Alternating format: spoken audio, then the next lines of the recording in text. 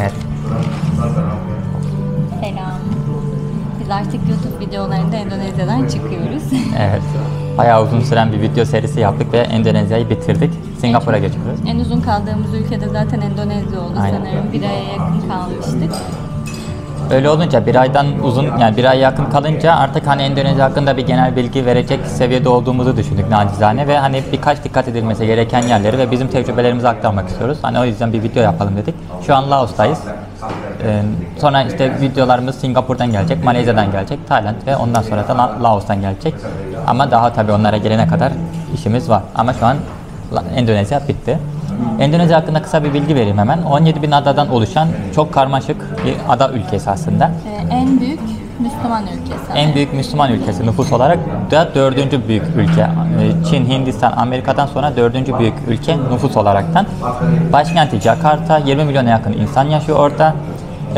Endonezya'da bir sürü ada var. Bali de bunlardan birisi. Bali, Borneo, Gine, Java adası, Papua adası da dahil hepsi Endonezya'nın bünyesinde olan büyük adalar aslında. Sumatra da onlardan biri. Evet, kahvelerin meşhur olduğu Sumatra adası da Endonezya'da.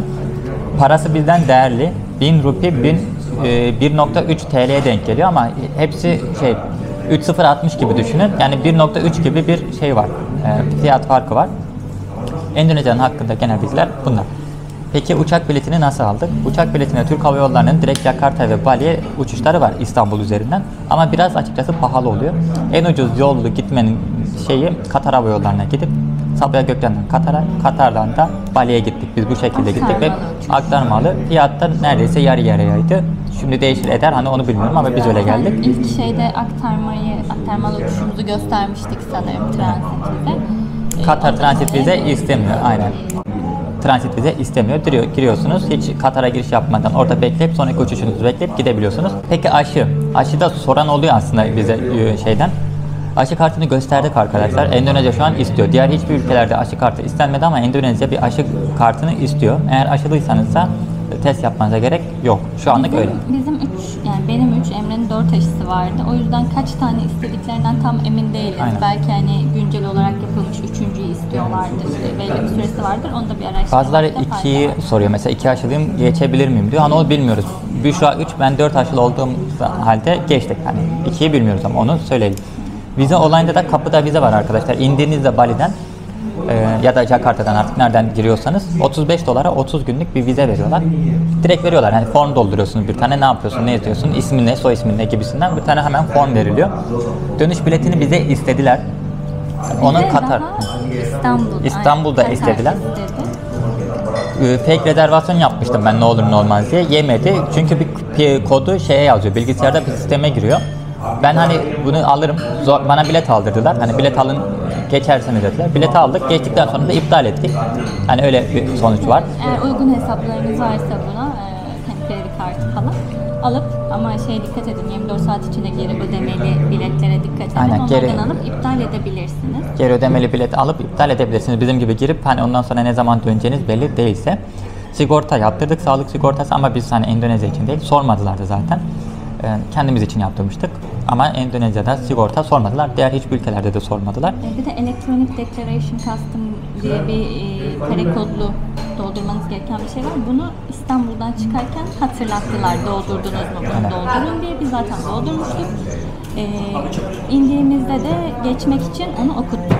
En son pasaportu falan hallettikten sonra onu okutup çıkıyorsunuz. Onun linkini atarız. O olayda işte cebimde 5.000 dolardan fazla para yok. İşte cebimde işte şu yok bu yok hani gibi bir gümrük doldurması. Bizde hiçbir şey yoktu. Direkt geçtik. Bir de demişlerdi. Biz onu indirdik ama onunla ilgili bir şey oldu mu? Peduolingo gibi bir uygulamaları vardı bunların. Hatırlıyor musun? Onunla ilgili bir şey olmadı. Onunla ilgili bir gelişme yoktu yani. Bir şey sormadılar. Yani şimdi gezilecek yerleri kısa hemen bahsedeyim. En önemli turistik yeri zaten Bali. Bali, ben ne düşünüyorum Bali hakkında? Hani çok turistik olacağı için çok önyargılı yaklaşmıştım ben Bali'ye çünkü çok turistikti ama korkmuştum. Sevmeyeceğiz, turistik, ne yapacağız biz orada, herkes eğlenecek, biz ne yapacağız bir adada falan diye düşünmüştüm. Ama gerçekten çok güzel bir ada. Herkese göre bir şey var. Herkese göre her şey var. Yani yüzmek istiyorsanız yüzebilirsiniz, gece hayatı istiyorsanız gece hayatı, sakinlik istiyorsanız sakinlik, doğası istediğiniz her şey var. Her şeyi bulabileceğiniz bir ada. Gerçekten çok güzel bir ada. Kesinlikle gelinmesi gereken bir ada. Hani şuna gidin, oraya gidin, şu tapınağa gidin diye diyemem. O kadar video çektik ve hani çok uzar video ama 3 bölgeye ayrılıyor aslında Bali. Kuta, Canggu ve Ubud diye geçiyor. Seminyak da Kuta'yla dahil havaalanının olduğu bölge. Böyle biraz daha şehir havası var, kalabalık. En sevilmeyen yer arasında aslında orası. Ama ben sevmiştim. Aynen, Büşra sevmişti. Canggu bölgesi biraz daha böyle sörfçüler için güzel bir yer. Sörf ve gece hayatının böyle karışık olduğu bir yer. Ubud'da ise saat 8-9'dan sonra tüm dükkanların kapandığı, gece hayatının olmadığı, insanların orada yaşadığı. Yani dijital nomadlar yaşıyor daha çok. Böyle çünkü Ubud doğasıyla falan öne çıkıyor. İnsanlar hani dijital olarak çalışmak için o taraflara yöneliyorlar. Uzaktan çalışan insanların en çok uğradığı yer orası. Böyle Ubud'u ben çok daha sevdim. O pirinç tarlaları, o Bali dediğinizde aklınıza gözünde canlanan tüm manzaraların hepsi çoğu Ubud'da arkadaşlar. O pirinç tarlaları. Ubud'da rastgele yürümek bile insanı mutlu ediyor. Gerçekten çok güzel bir yer. Ubud'da hani yaşa deseler yaşarım. O derece güzel bir yer. Kuta'yı da sevmedim ya, kalabalık yani. Ama güzeldi, orada güzeldi yani. Neyse, Maxim ve Grab kullandık. Ada içerisinde nasıl gidiyorsunuz? Odada bir toplu taşıma yok. Yani otobüse bineyim gideyim veya trene bineyim falan. Tren zaten yok da otobüsler de yok. Maxim ve Grab'da kullanıyorsunuz. Maxim biraz daha ucuz.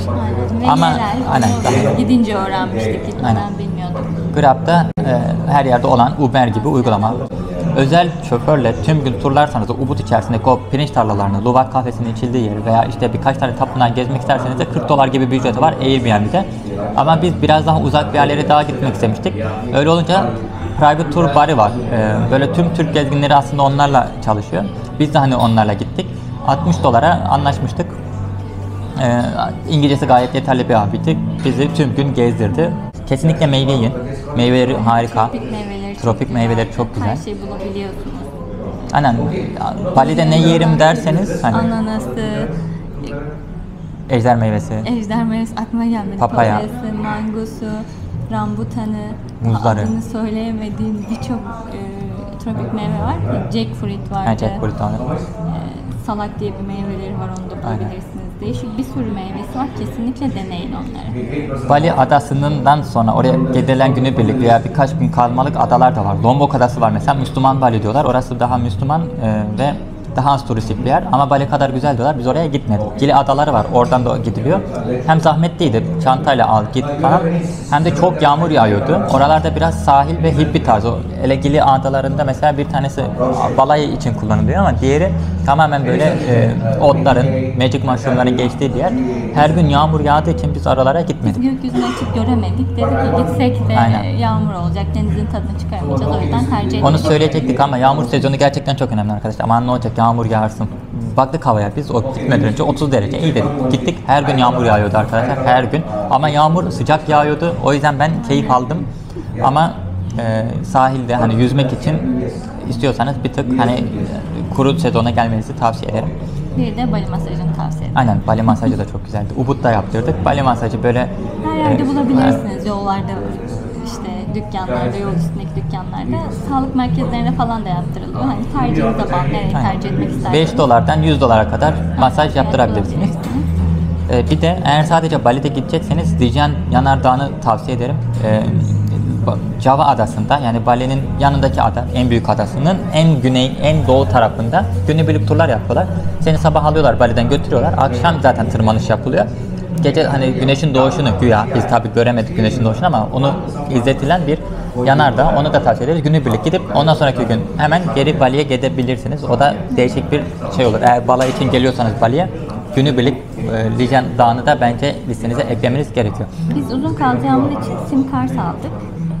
Yani tercih sizin tabii. Eğer alacaksanız havaalanında almayın, Bali'de alın ve sadece Bali'yi gezecekseniz sadece Bali'de çeken hatlar var. Eğer öbür tarafa da geçecekseniz onu da söyleyin, hani Java adasına orada sadece Bali'de çeken, diğer tarafta çekmeyen hatlar var. Ona göre alırsınız. Otel ve şeyleri de soruyorlar, hani nerede kalalım gibisinden. O size bağlı, ne yapacağınıza bağlı. Balay için geliyorsanız size özel havuzlu, işte pirinç tarlalı yerler var, lüks. Aynen, villalar kiralayabilirsiniz. Yok, otellerde de yine ona göre oteller var. Bizim gibi aynen biraz daha bütçeli gezmek istiyorsanız da, bizim gibi hani sırt çantalıysanız da guest house'lar var. Yani adam kendi evi normalde. Bir odasını, 2 odasını kiraya vermiş. Günlük 5 dolardan başlıyor. İki kişi toplam söylüyorum. 10 dolar arasında guest house'lar var. Kiminin işte kliması var, kiminin özel tuvaleti var, kiminin işte kahvaltısı dahil falan. Biz en son en güzelini bulduyduk ama işte ondan da Bali'den ayrıldık. Hem özel kabineli duşu vardı. Bir tanesinde perde vardı, yani duş alacağız, tuvalete gideceğiz. Perde var, hani tamam bize özel ama hani o kadar da özel olmasın canım. Neyse en sonki en güzeliydi. Klimalı, şeyli. Hepsi 9 dolar falan. Bakarken film olmasına dikkat edin. Hadi en önemlisi oydu bence. Bir de bizim ilk kaldığımız Kuta'da kalmıştık mesela. Yani tam Balay Otel diyemem ama günlüğü ne kadar? 20 dolar 20 dolardı. 4 yıldızlı havuzu otel. vardı. Aynen. Açık büfe kahvaltısı vardı. Odaları gayet temiz, havadar, kliması var. Hani ben orayı da sevmiştim. Aynen. Banyosu falan da rahattı. Fotoğraflardan, Booking'den bakarsınız zaten, bir sürü seçenek çıkar. Peki ne kadar kalmalıyız sence? Bali'de mi? Aynen. Yani Bali en az 1 hafta, en az zaten. 2 hafta bence kalınır yani. Yani bizim kaldığımızda dediğimiz gibi biz eğer diğer adalara gitseydik, Gili'lere, Lombok'a falan gitseydik bu tarih uzardı tabii ki. Ne yapacağınıza bağlı olarak değişmekle birlikte bence en az 2 haftanızı ayırmanız Bir ayı bile gerekiyor. komple kalınabilirdi. O vizenin verdiği tüm süreyi Bali'de bile geçirebilirdik. Yani öyle bir yer yani Bali. Gerçekten turistik ama aynı zamanda mükemmel bir yer bence. Ben gerçekten çok beğendim Bali. Aynen, güzeldi. Yiyecek olarak ne yaptık peki? Bunların sokak yemekleri de çok meşhur. Her şeyi bulabilirsiniz. Helalinden tutun da hani Haramına kadar. atıştırmalık, içeceğini, her şeyini bulabilirsiniz. Genelde sateleri çok meşhur, böyle tavuk şiş gibi bir şey. Onlardan çok yedik. Bir de Bali şu bowl'ları, sağlıklı atıştırmalıkları da çok güzel. Onlardan da tercih edebilirsiniz. Kokonat bir de, Hindistan Evet, cevizleri. Emre'nin favorisi orada kokonatta. Abi hem çok ucuz, kokonat için ya da meyve tabakları için söyleyeyim. Hani Türkiye'de imkansız, onu pazardan toplasanız yapamayacağınız fiyata orada sizin için çok güzel manzaralı yerlerde yapıyorlar. Kesiyorlar, biçiyorlar, önünüze veriyorlar. Çok güzel yani gerçekten, meyveleri gerçekten çok güzel. Özledim ya, buradan oraya mı gitsek, ne yapsak? Buralarda sürünüyoruz. Neyse, Bali gerçekten çok güzel bir yer. Sadece oraya için gelebilirsiniz, Balay için gelebilirsiniz. Ama Balay için de geliyorsanız 2 hafta kalın, güzel güzel doyun. Şimdi geldik Java Adası'na. Şimdi Java Adası bizim için şöyle kötü oldu.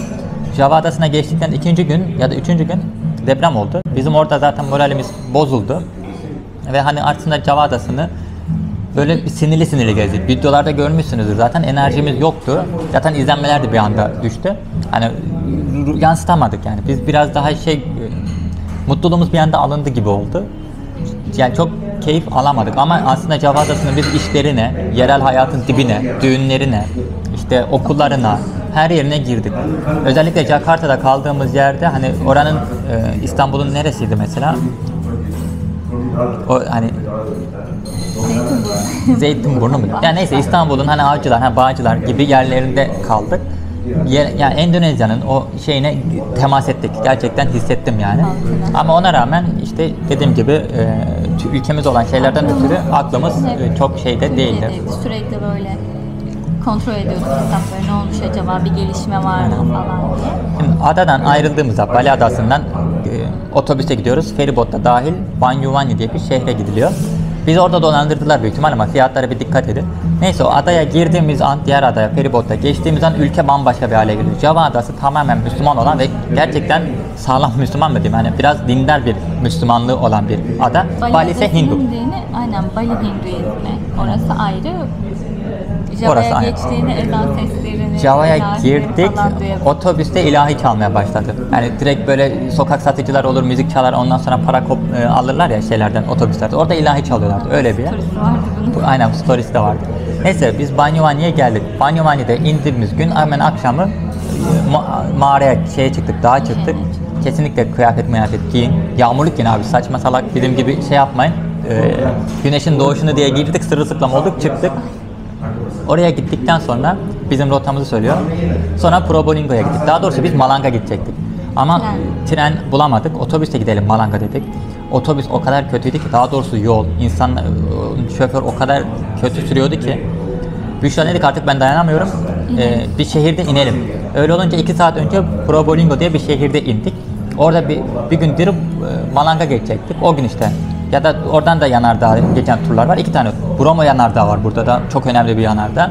Altından hala volkanların kaynadığı, böyle zıpırt patlayan bir yanardağ ki yanardağın patladığı için güney kesiminden gitmek zorunda kaldık. Kuzeydeki yol daha iyi diyorlardı ama yanardağ patlayıp o yolu mahvetmiş, köprüyü yıkmış. O yüzden biz güneyden gidip o kötü yoldan gitmek zorunda kaldık. Hatta biz geçen Tayland'dayken tekrar sanırım. Yok, o başka bir yanardağ. Başka mıydı? O Bölgede çok yanardağ var. Yanardağlar sürekli patlıyor. Kontrol edin yollarını. Bizim o yol kapandığı için güneyden gitmek zorunda kaldık ve hani dayanamadık, yani gerçekten çok kötüydü. Trenle gidin. Yani. Aynen, tren. Tren öneriyoruz. Şehirler arası orada ulaşım için Trenleri kullanın. için çok rahat olur. Otobüsler gerçekten çok kötü. Yani yolları gerçekten dağlık böyle, git gel. Şoförler de çok deli sürüyor.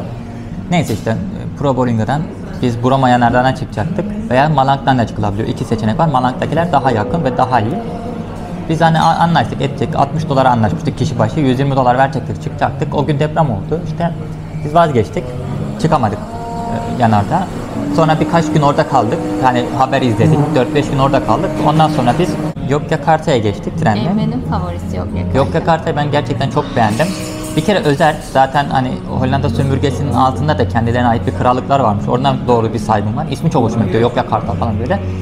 Orada bir yerde çalıştık biz. 2 gün falan bir öğretmenlik yaptık güya. Hani çocuklarla oynadık aslında. Orada düğüne katıldık. Çok güzel bir aile bizi ağırladı. İşte eğitimine gittik falan. Orada bir köy hayatı, onu hissettik. Ondan sonra şehir merkezinde de 3-4 gün kaldık. Güzeldi ya. O Malioboro Caddesi var. O cadde gerçekten çok güzeldi. Yediğimiz en güzel burger oradaydı mesela. Eti Avustralya'dan geliyordu. Kesinlikle Burger King'in. Burger King'deki bir Big Mac'leri var. Bizimki gibi hani böyle hazır köfte değil, kendileri yapılmış gibi bir köfte var. Avustralya'dan almışlar. Mükemmeldi. Yogyakarta benim favorim ama tapınaklara gitmeyin. Evet, diyecektim. Borobudur, o meşhur tapınak burada. Prambanan da burada. Aynen. Prambanan'a gidemedik biz yağmurdan dolayı ama Borobudur'a da sadece ben girmiştim. Güzel ama önceden içine falan girebildiğiniz için çok daha değer bir tapınaktı muhtemelen. Sadece bunu söylüyorum bununla ilgili. Ben daha ağır konuşayım. Bir kere tapınağı tamamen kapatmışlar. Şehrin dışından hiçbir şekilde göremiyorsun. Kapatmışlar abi adam. Ormanlık bir alanda ama bir kısmında görmüyoruz. Biz otele giderken fark ettik. Set örmüşler ya, görmesinler. Ya Sine 5'in şeyleri gibi, sansürleri gibi kapatmış adamlar. Maç yayınlayınca hani şey oluyor ya, göremiyorsun. Ben tapınağı hiç göremedim. Her yerini kapatmışlar. Dışarıdan da kapatmışlar. Büşra'da girdiğinde tepeye göz çıkartmıyorlar. Büşra'da sadece tapınağın etrafına yürümüş yani, o kadar. Ve $40 bu. O yüzden saçmalık, tavsiye etmiyorum. Araştırın, eğer yukarı çıkartmıyorlarsa kesinlikle değmez bir yer. Onu da söyleyeyim. Sonra biz oradan Jakarta başkente geçtik. Gece treniyle gittik. Böyle bir 9 saat Aynen. falan bir Yogyakarta'dan gece treniyle gittik. Aynen. Trenleri bu arada siz online alamıyorsunuz. Nereden alıyorsunuz? Indomaret'ten alıyorsunuz. Şey yapıyorsunuz, önce siz Pay diye bunların bir uygulaması var. Oradan alıp bir rezervasyon kodu oluşturuyorsunuz. O kodla birlikte Indomaret'lerden 1 saat içinde ödeme yapıyorsunuz. Hani değişik bir sistemleri var yani. Mastercard, kredi kartı geçmiyor trenlerinde. Onda haberiniz olsun. Neyse, Jakarta'ya geldik. Başkent çok ilginç. Tam bir hani karman çurman, trafik berbat, her şey var. Yani çok değişik bir başkentti. Biz orada Couchsurfing'de kaldık. Sadece ilk geldiğimizde ve son giderken otelde kalmıştık. Ne taraftaydı ya? Kuzey liman tarafından sağ tarafına, gerçek hani Endonezyalıların kaldığı. Aynen. Çocukluğu falan orada geçmiş arkadaşın. Mesela videolarımızda da görürsünüz. Güzel bir yerdi. Biz genelde tren tercih ettik. Metro sistemi çok gelişmiş. Aynen, metroları güzel. Onu kullanabilirsiniz. Fiyatı da uygun. Kart alırsınız. Biz para yükleyip... Ya benim aklıma hala kaldı. O metrolar şehrin en uzak noktalarına gidiyor. Oradaki insanlar hani günübirlik çalışmaya geliyor sanırım. Böyle tam iş çıkışı bir metroya baktık biz. Diğer metroya, hatırlıyorsan biz yukarıdaydık. Aynen. Aşağıda mavi hat var. Hindistan var. Yemin ediyorum 20-25 tane vagon vardı. İçerisinde bir sürü insan giriyor çıkıyor, sıkıştırmışlar. Hindistan'ı hissettim yani gerçekten. O anı hiç unutamayacağım herhalde hayatım boyunca. Akşam üzeri. İlk kez gidiyorduk. Aynen. İlk kez dönüyor muyduk? Gidiyor muyduk? Yok, gidiyorduk. Gidip orada 1 saat bekledik çünkü. Bu ne yoğunluk ya falan dedik. İnsanlar... Şahcan'ın okuluna gittikten sonraki gün, aynen. O gün hani şey. Çok değişik bir yerde. Biz ilk orada kalmışız. yani ev kötüydü. Hamam böcekleri vardı, şey vardı. Hani koku, işte ne bileyim şeyler, ama hani güzel bir otelde kalsak unutacağımız anılardan bir şey olacaktı. Hani aklımıza kalmayacaktı. Ama orada kalınca Benim son kaldığımız güzel otelde aklımda. aynen, en sonunda bir şurada güzel bir otelde kaldırdım. Hani Singapur'a gireceğiz, biraz hali baktı şekli düzelsin diye. Jakarta aynı zamanda çok fakir bir yerleri var, çok zengin yerleri var. Yanlışlıkla bir zengin yerine gittik, işte Couchsurfing'den başka bir arkadaş hani oturalım tanışalım gibisinden gittik. Orada da hani Ferrari'lerden, Porsche'lerden geçilmiyordu. İkisi de aynı şehirde olması gerçekten çok değişik. Jakarta'da değişik bir yer. Büşra'nın sevdiği bir kafe vardı. Neydi adı onun? Kafe Batavia. Yani turistik olarak gezebileceğiniz 2 bölge var. Biri bu anıtın olduğu taraf. Orada National Müze falan da var en son gittiğimiz. Bir de Kotatua tarafı var. Orada da tarih müzesi, işte oyuncak müzesi, bu Hollandalıların esintisini gördüğümüz daha çok Banka Endonezya müze falan orada bulunuyor. O meydanda bir de Kafe Batavia var. Gerçekten çok güzel. Yani fiyatı bir tık pahalı gösteriyor ama Türkiye fiyatlarında, gitmişken orada da bence oturup tatlısını, ortamını görmelisiniz. Onu önerebilirim. Şimdi biz birkaç tane de herhalde kalmadı. Nacizane tavsiyelerimizden bahsedelim. Bayağı not aldık çünkü. Şimdi eğer yıllık izin alıp 2 haftalık bir tatiliniz varsa sadece Bali'ye gidin gelin. Yeterli. Bali'den girin, Bali'den çıkın. Hani Java adasına girmenize gerek yok ama o yanardağ belki gidebilirsiniz günübirlik. Neyse. Bizim gibi 1 aylık veya 1,5 aylık gezecekseniz de Java adasına girin. Daha da gezginseniz Papua'ya girmek istiyorsanız girin ama çok masraflı diye duyduk. $1000. Endonezya'dan bile girmemiz $1000 bölgesi. Hiç yol mol hiçbir şey yok. Bir de Sumatra adasına da gidebilirsiniz. Neyse, onlar hani biz gitmediğimiz için konuşmak mantıklı değil ama Java adasına da gidebilirsiniz bizim gibi geziyorsanız. Tren önemli. Sim kart havaalanında almayın, dolandırılırsınız. En az 3-4 kat parası yapın. Da yine orada değil. Aynen. Şehirlerde yaparsınız. Klasik şeyler. Türkleri gerçekten çok seviyorlar. Her yerde fotoğraf çekildiler. Her yerde bizi değer verdiler, önem verdiler. Türkmüşüz deyince gerçekten tüm kapılar açıldı. Bizi çok seviyorlar. Depremle ilgili bir sürü dualar ediyorlar. Para topladılar. Dileklerde bulundular. Öyle güzel. Ya Workaway yapın. Bu Workaway'lerde çok İngilizce öğretmek isteyen okullar var. Çocukların çünkü eğitim durumları çok iyi değil. İngilizce çok pahalı öğrenmek. Özel hocalar çok pahalı. Öyle olunca İngilizce hocalar olmuyor okulda. Mesela gittiğimiz İngilizce hocasını hatırlıyorsan İngilizce konuşamıyor, bilmiyor ama İngilizce hocası, çünkü İngilizce hocasını devlet tutamıyor. Çok pahalı. Herkes özele kaçıyor. Öyle olunca da İngilizce öğrenemiyorlar. Dünyaya açılamıyorsun bu sefer de İngilizce olunca. O yüzden İngilizce bilen kim varsa gelsin, gönüllü çalsın, biz ona hani oda verelim, işte yemeğini verelim diye şeyde çok var. Workaway'de. Hatta bize de çok mesaj geldi. Gelin bizde eğitim yapın falan. Birkaç tanesi işte geç yazdılar. O yüzden ayrıldıydık biz Endonezya'dan. Gerçekten üzüldüm yani, böyle çocuklar var. Bir öğretmen var işte böyle o şeyi açan, biraz daha vizyoner, hani çocukların böyle başka insanlar görmesini isteyen, böyle turistleri çağırıyorlar ki hani onlar bizim için de ne oluyor, biz de hani onları tecrübe etmiş oluyoruz. Yani insanların güzel duygular. Yani köy öğretmeni gibi gezdim ya, şu Cumhuriyet yıllarının ilk öğretmenleri var ya, böyle hani eğitim aşkıyla Hasan Ali Yücel'in saldığı veya işte ne bileyim Finlandiya'daki Beyaz Zambaklar ülkesindeki hani o eğitim öğretmenleri gibi dolaştım vallahi, çok hani tatmin etti beni. Onu da yapın eğer buraya gelecekseniz uzun vadeli. Kesinlikle tavsiye ederim bunu. Çok İngilizce bilmenize gerek yok. Zaten hani kimse bilmiyor. Dokunsanız o çocuklara yeter yani. O çocukların, biz gittik sandalye kapmaca öğrettik. Belki oynuyorlardı, bilmiyoruz yani. Aynen. Bom oynadık. Konuştuk. Türkiye'yi anlattık. Tarihinden, insanlarından, yemeklerinden. Güzel bir sohbet olmuştu o da. Biz Endonezya'da biraz uzun kaldık ama yani unutamadığımız anları da orada biriktirdik herhalde. Aynen. Halka çok çünkü değdik, temas ettik. Güzeldi. Umarım giden herkes güzel anlarla ayrılır. Aynen. Yani gidilir mi? Kesinlikle gidilir. Tavsiye ederim. Kuru sezona dikkat edin. Bu kadar ya. Çok da videoyu uzatmaya gerek yok. Gerçekten halka dokunduğumuz, benim tam böyle istediğim gibi gezdiğimiz bir ülke oldu. Neyse, sonuç olarak Endonezya'yı biz çok sevdik. Endonezyalı takipçilerimize teşekkürler ederiz. Aynen. Tavsiye ederiz. Bizi ağırladıkları için, bize güler yüz gösterdikleri için. Hiç kötü insanla karşılaşmadık. Herkes oradaki, şimdi düşünüyorum, Şemsettin'i düşünüyorum, Vita'yı düşünüyorum. Hani Abdüş, August var. şeydeki Ha, evet. dağa tırmanırken ki yardım etti. Evet. İşte bana Osman Osman diye bağırıyorlar falan. O Evet. çocuklar aynen işte ne bileyim Jaja olsun. Aynen güzel insanlarla karşılaştık orada. İnşallah Endonezya daha da gelişir, daha da büyür. Hollanda'nın sömürdüğü, fakir kalmış, Şey geri katmadı. kalmış, hiçbir şey katmadığı bir ülke olmuş. Gene buralarda Laos'tan bahsediyorum. Fransızlar ekmeğini getirmiş işte ne bileyim birkaç bir şeyler inşa etmiş ama Hollandalılar sadece sömürmüş, hiçbir şey yapmamış.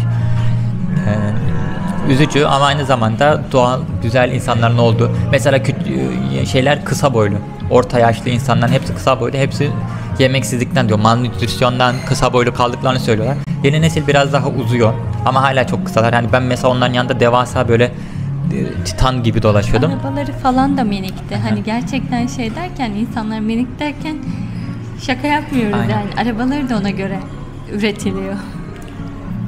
Neyse yani gelin abi daha konuşursam duygulanacağım. Sorularınız olursa bize sorabilirsiniz. Zaten hani meşgul adam değiliz. Günde bir tane soru geliyor. Hemen cevaplarız. Sıkıntı yok. Dürüstçe cevaplarız.